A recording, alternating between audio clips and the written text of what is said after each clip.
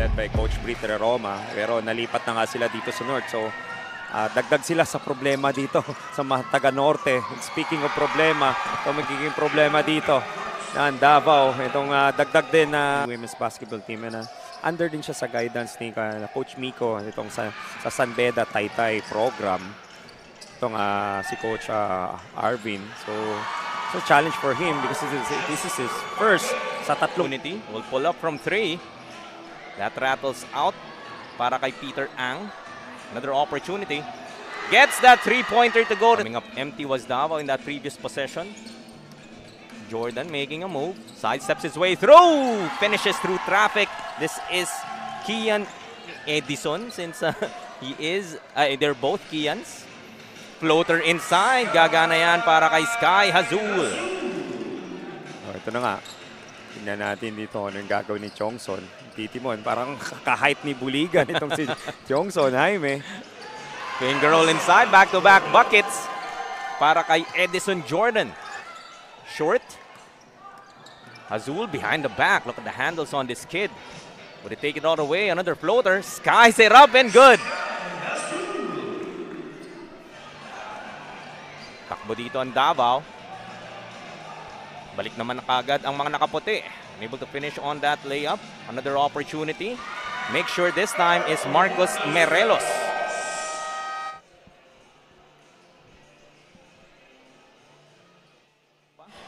Talagang matingkad na matingkad. 14-11. 24 seconds left. Hazul with a pull-up. That rattles out. Paras. Hook shot. Parang alam ko kung sino nagturo sa kanya itong hook shots. Take another look at the highlights. In our first 10 minutes of action, opening up the three-pointer festivities was Boligan. Of course, one of the Jordan twins, Edison Jordan, scoring 6 in this quarter alone. Palitan natin, nasa 70 na yung points nila. So, on the halftime, probably doon na makakalayo. Speaking of makakalayo, ito na nga, another Jordan is on the break. Itong si Allison Jordan.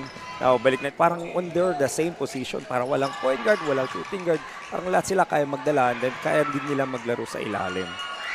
Able to hit on that basket underneath was Benedict. Wrestling that ball away was Javier. Hazul gets it inside. Another bucket para kay Valenzuela. Yeah. Mag-rewrite ng storya itong Davao at JT Bulacan Taipan here in season number 2. As Baybin will miss. Follow-up. Gagana naman para kay Gerald Mark. This is rather Paras himself. Watching here, supporting his son, Sam Paras. Naman gusto ko dito kay Coach Benji. No? Kahit saan niyang venue na yan, pupuntahan niya talaga basta may laro ang kanyang mga anak. As Edison Jordan hits on that double digits, now with 11. Coming up with a steal is Allison. That's a pass. Na lang. That's a pass. That's a pass. Ganun niya kakilala. Your MP para mas dumaming, may chance makapaglaro is ginawa nating 20. Lahat yan, Putin, kailangan mo rin isubok. Ito mga players na nasa lineup mo ngayon.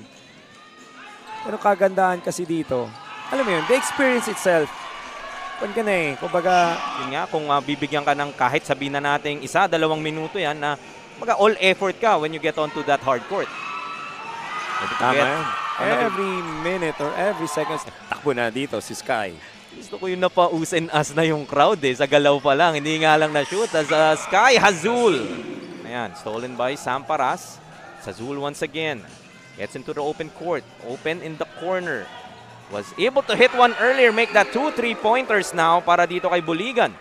On the second quarter, another steal. Takbo na naman dito ang Davao. Missing on that layup. But there is Buligan. Ano naman yung effort ng batang to? Yan sinasabi ko. Kuha nila yung, kumbaga, they need to weather the storm here. Buligan once again. 9-0 run now. Baba sa isa. Pinag-usapan na nga natin several times the impact na ginagawa nitong junior MPBL. Look at the highlights muna for the first 2 quarters. G. Paras, of course. We all know he's the only rookie MVP sa ating Philippine Basketball Association. So, tall order talaga for not just his kids, but any Coach Joseph. And definitely, yung caliber din ng coaches na meron tayo dito sa liga. Napakataas din. Ooh, wow. Right on the nick of time. beating the shot clock buzzer. Take another look. That was that three-pointer earlier. Give you, hindi naman makapagsasalita yung mga bola na yan, yung mga court na yan, sabihin nila, anong pinagsasabi ni Coach Joseph. Pero ikaw, yung mental mo as a player, when you're going to that court, I respect, yan, maayos na yung medyas na yan, alam mo yun, they're ready to play.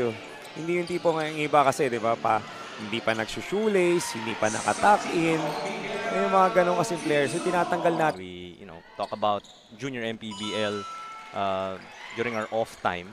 Napapag-usapan din natin yan na, naalala mo ba si ganito, naalala mo ba si ganyan, nasa ganitong team na, nasa ganyan team.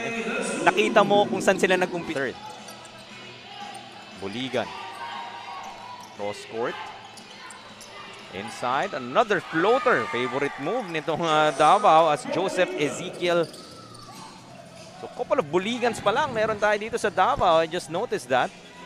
Ang dalawang Jordan San sa kabila. Wow. Three-pointer from Balboa. Ano finals are there? Lahat gusto magpakita. Walang relax dito eh. Talagang lahat sila dito. Feeling nila it's gonna be a championship game for them. Naalala ko yun, the season 1, yung mga second game clock difference. Anticipated there by Bin. Has a lane. Gets that layup to go. Extending this lead to 4, 52 to 48. Shot clock is off. Look at the highlights here in our third. Opening the scoring festivities was Buligan earlier. Allison Jordan trying to match his brother's output. Sky Hazul, syempre, hindi rin naman magpapahuli. And dito, bagong pasok lang. Dito, ayan, another turnover right there. Another turnover. Finally, a basket after maybe 6. This is Sahol. Finds Edison Jordan. Binali pa. Nilinis pa yung ring. Kala ko iluluwa. Points. Look to call for some time. Look at that pass. Saktong-sakto. Wala nang dribble para kay Pangan. 8. Para dito kay Pangan. Go. First time in this ball game. By Bin. Baseline jumper. Smooth and silky. Which again tells you, you did point out, Coach Joseph, that if you take care of that basketball, yung knowledge kung kailan na, Sky Azul breaking the drought here, sinking that three-pointer. Malakas on that jumper. Here we go. Davao will run it. Player ahead is Tison. Gets it to him. 5 straight points para sa Davao. And once as we see a player down on the floor, take another look at that Tison basket. Stay off the live stream, Coach Noy. Yes. And we're all tied here in the last 3 minutes here in the fourth quarter. Go-to player nila, katulad dito sa Davao. Look who's holding that ball. That Sky Azul with a floater and the lead. Naman ng kumpiyansa. Takes it upon his name to make things happen.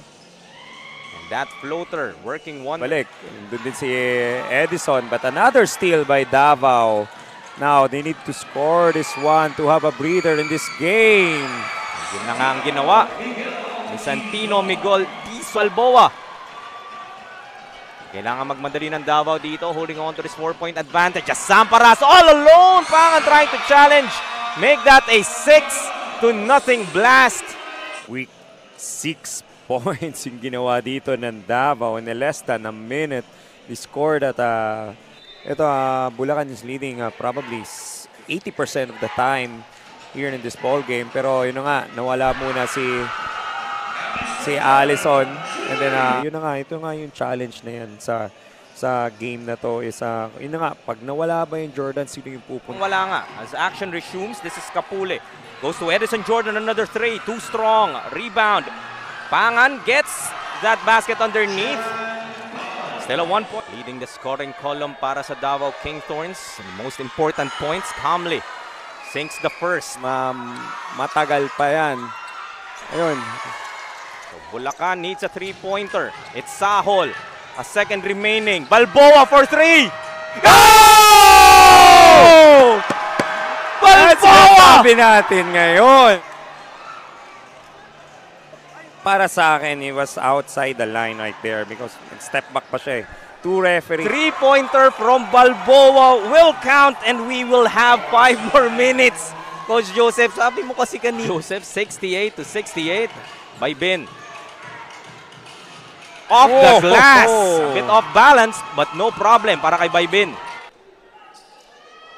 Run the same play. This time they'll go to Baybin.